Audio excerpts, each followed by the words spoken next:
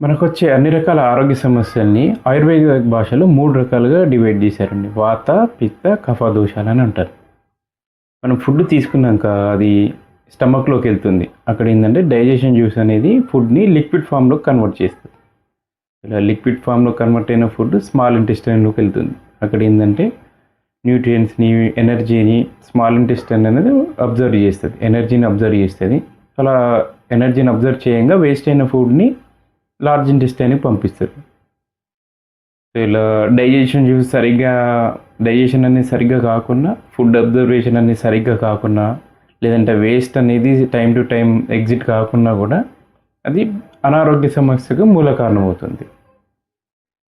ఈ వినాయక చవితి టైంలో ఏంటంటే ఆయుర్వేదిక భాషలో వాత, పిత్త, కఫ దోషాలకు ఈ 3 చాలా సమన్వయంగా పనిచేస్తేనే అంటారు.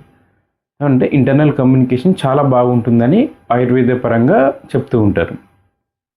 అదేవిధంగా మన హిందూ ఫెస్టివల్స్ ఏంటంటే గ్రహస్థితులను బట్టి నిర్ణయించబడుతుందండి. సో, సూర్యుడు అనేది కన్యా రాశికి ఎంటర్ అయ్యే టైంలో గణేష్ చతుర్థి అనేది స్టార్ట్ అవుతుంది.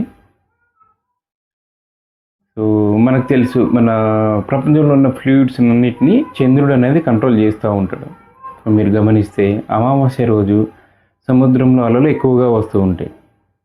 సో, గణేష్ చతుర్థి అంటే ఫోర్త్ అన్నట్టు. గణేష్ చతుర్థి అంటే అమావాస్య నుంచి ఫోర్త్ డే అనేది స్టార్ట్ అవుతుంది. సో, గణేష్ చతుర్థికి ముందు వచ్చే అమావాస్య రోజు ఏంటంటే కాస్మిక్ ఎనర్జీ అనేది ప్రతి హ్యూమన్‌లో న్యాచురల్‌గా ఎంటర్ అవుతుంది అన్నట్టు. సో, ఎఫర్ట్స్ పెట్టినా పెట్టకున్నా కూడా కాస్మిక్ ఎనర్జీ అనేది మన మూలాధార బ్యాక్ బోన్ స్టార్టింగ్ నుంచి మన బాడీలోకి ఎంటర్ అవుతుంది.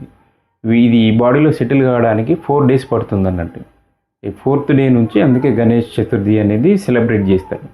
ఈ కాస్మిక్ ఎనర్జీ బాడీలోకి ఎంటర్ అయిన తర్వాత ఫోర్త్ డే నుంచి అది పైకైనా వెళ్ళాలి, లేదంటే మళ్ళీ వేస్ట్ అయ్యి కిందికన్నా వెళ్ళిపోతుంది అన్నట్టు.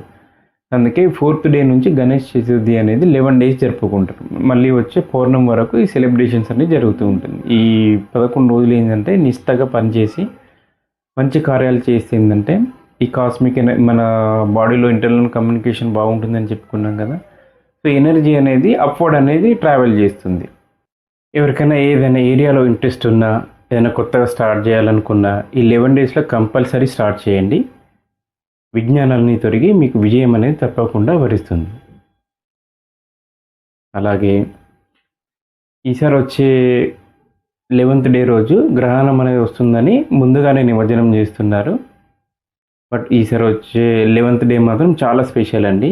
ఎవరైనా మెడిటేషన్ కానీ యోగా రూట్లో ఉన్నవాళ్ళు 11th డే రోజు మాత్రం ఈ 11th డే మాత్రం మిస్ చేసుకోకండి. తప్పకుండా సాధన అనేది చేయండి.